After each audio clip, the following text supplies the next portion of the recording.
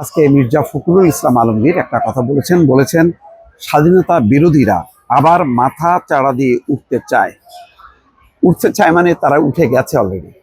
BNP সত্যি কথা বলতে কি এখন একটা বিপদের মধ্যেই পড়েছে। নতুন একটা রাজনৈতিক পরিস্থিতি তৈরি হয়েছে। এই পরিস্থিতিতে বিএনপিকে এখন তার শত্রু মিত্র চিনতে হবে, বুঝতে হবে এবং সেইভাবে তাকে সংগঠিত হতে হবে। বিএনপির সামনে এখন আমি দেখি যে চারিদিকে অন্ধকার। এই অন্ধকারের মধ্যে বিএনপিকেই বাতি জ্বালাইতে হবে। সেই বাতিটা হচ্ছে মুক্তিযুদ্ধের, স্বাধীনতার এবং গণতন্ত্রের।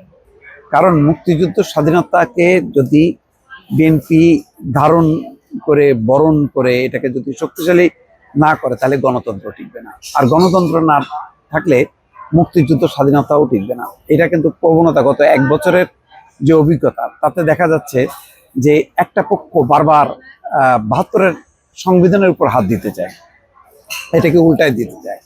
এই কারণে সব কিছু মানে কাঠামোটাকে উল্টায় দিতে চায়, উল্টায় দিয়ে বলতে চায় যে ৭১-এর স্বাধীনতা এইটা গুরুত্বপূর্ণ না, আমরা লেটস স্টার্ট 24 থেকে আমরা যাত্রা শুরু করি। তার মানে যত বেশি আপনি ৭১-এর সাথে ভারত আরো জড়াই দিয়ে আপনি এটাকে আরো জঘন্য করবেন এবং এটা বলবেন যে এটা কেবলই আওয়ামী লীগের সম্পদ, এটা মানুষের সম্পদ না, তত বেশি একটা পক্ষ লাভবান হবে।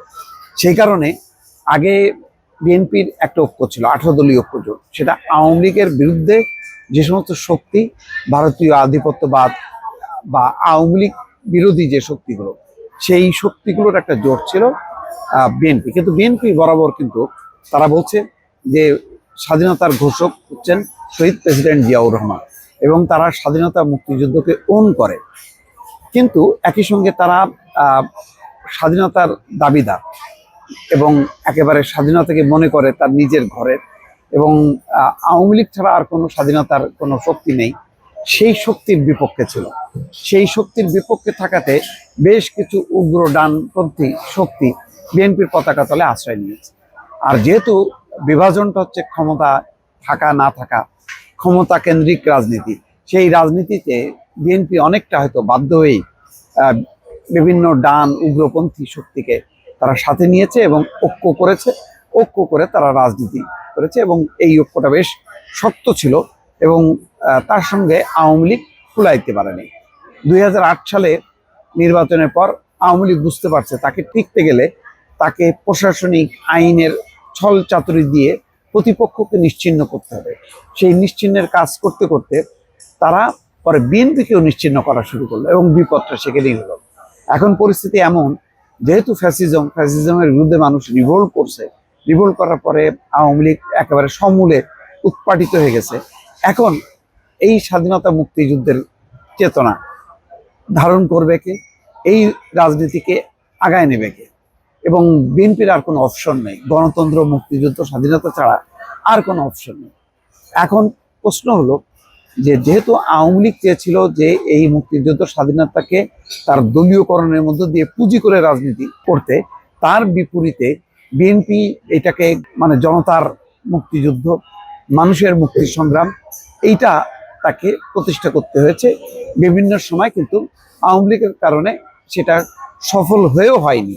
এখন একটা সময় এসছে যে এই স্বাধীনতা মুক্তিযুদ্ধ এটা আওয়ামী লীগের কোনো একক কোনো কৃতিত্ব না বা একক কোনো সম্পত্তি না, এটা হচ্ছে জনগণের সম্পত্তি, মানুষের সম্পত্তি।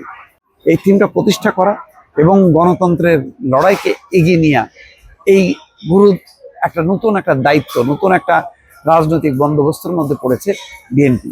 যার কারণে আজকে বিএনপিকে বারবার স্বাধীনতা মুক্তিযুদ্ধের কথা বলতে হচ্ছে। স্বাধীনতা বিরোধীরা মাথা চাড়া দিয়ে উঠছে, যারা দেশের স্বাধীনতার সার্বভৌমত্ব চায় না এবং বাংলাদেশের যে জন্ম, সেই জন্মকে তারা অস্বীকার করতে চায়।